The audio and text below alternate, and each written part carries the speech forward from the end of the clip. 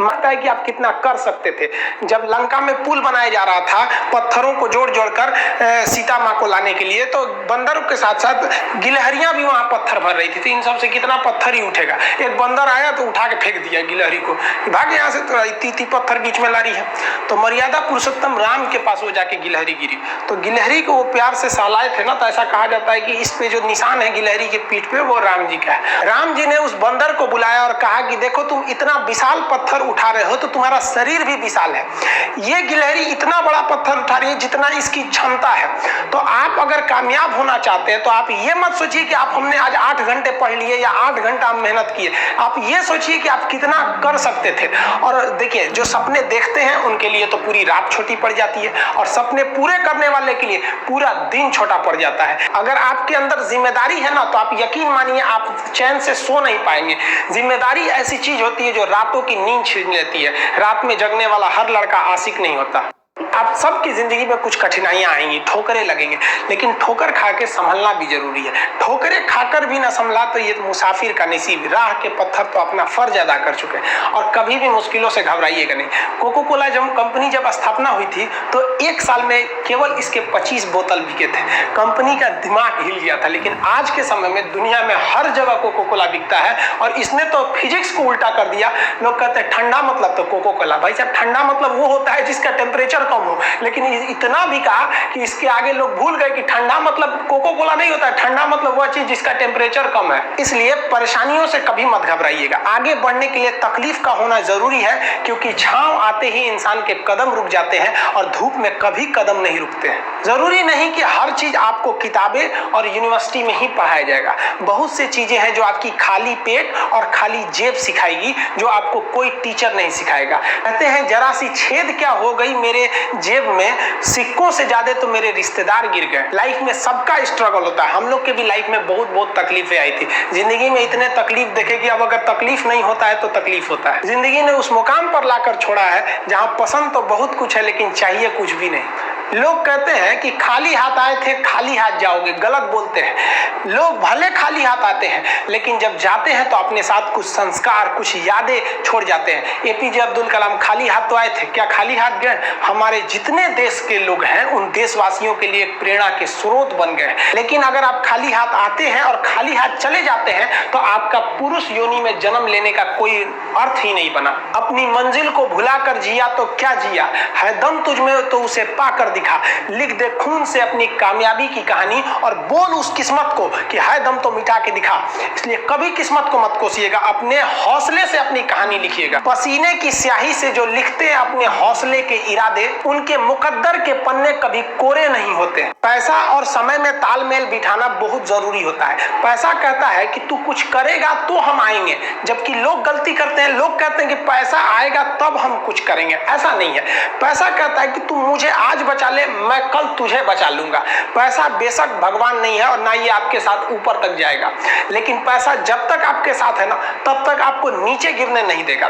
देखिए, पैसा जीवन में बहुत कुछ है, बहुत कुछ, लेकिन पैसा सब कुछ नहीं है। इंसानियत मायने रखने चाहिए। समय के साथ आप कभी खिलवाड़ मत कीजिएगा। दुख की बात यह है कि समय बहुत कम है, लेकिन सुख की बात यह है कि अभी भी समय है। लेकिन समय के पास इतना समय नहीं है कि आपको दोबारा समय देगा।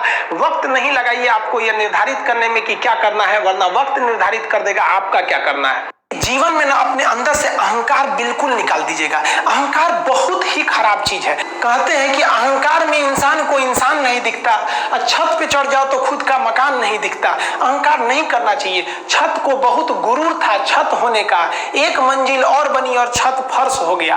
अहंकार कभी नहीं कीजिएगा। तूफान ज्यादा होती है तो कश्ती डूब जाती है, और घमंड ज्यादा हो जाती है तो हस्ती डूब जाती है। जिस दिन आपको घमंड होने लगे ना अपने आप के ऊपर कि हम बहुत बड़े हो गए हैं, हम बहुत पढ़ लिए, हम बहुत सक्सेसफुल मैन हो गए, हम बहुत बड़े बिजनेसमैन, हम बहुत, मतलब जिस दिन आपको घमंड हो गया ना, उस दिन आप शमशान घाट में जाके दिखेगा आपसे नायाब लोग, आपसे अच्छे अच्छे लोग वहां खाक बन गए।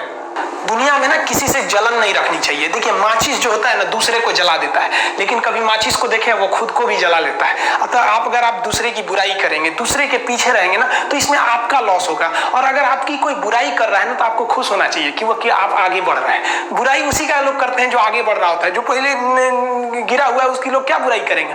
और जब भी आपकी कोई बुराई करे तो आप उसे सहज स्वीकार करें और आप उसे प्रूव मत कीजिए कि हम ये नहीं है। हम लोग गलती क्या करते हैं स्टूडेंट लोग कि प्रूव करने लगते हैं। नहीं, आपको अपने आप को इंप्रूव करना है। अगर कोई गलती हो गई है, आपको कोई बुराई कर रहा है, तो आप उसको सहज स्वीकार कीजिए। जिस दिन आपके अंदर अपनी बुराई सुनने की क्षमता आ गई, यकीन मानिए आप सफलता के दहलीज पे अपनी पहली कदम रख दिए उसी दिन। लोहा जो होता है ना उसे कोई नहीं तोड़ सकता है, लेकिन उसी लोहे के अंदर का जो जंग लग जाता है ना, धीरे धीरे दीमक की तरह उस लोहे को खदड़ते जाता है। इसलिए अपने अंदर अहंकार को मत लाने दीजिएगा। लोग कहते हैं ना कि अहंकार बुरा है। जीवन में हम जो अनुभव किए हैं, अहंकार से भी खराब चीज होता है गुस्सा। देखिए अहंकार उत्पन्न ही नहीं होगा जब तक आपको गुस्सा नहीं आए। आप ऐसे नॉर्मल बैठे हैं और आप किसी से कहिएगा कि तुम्हारी क्या औकात है, जब तक आपको गुस्सा ना आए। तो अहंकार एक पेड़ है और गुस्सा उस पेड़ का जड़ है। इसलिए गुस्सा जिस दिन आया उस दिन आप बर्बाद हो जाएंगे। किसी भी व्यक्ति को बर्बाद कराने के लिए सबसे जरूरी है गुस्सा दिलाना।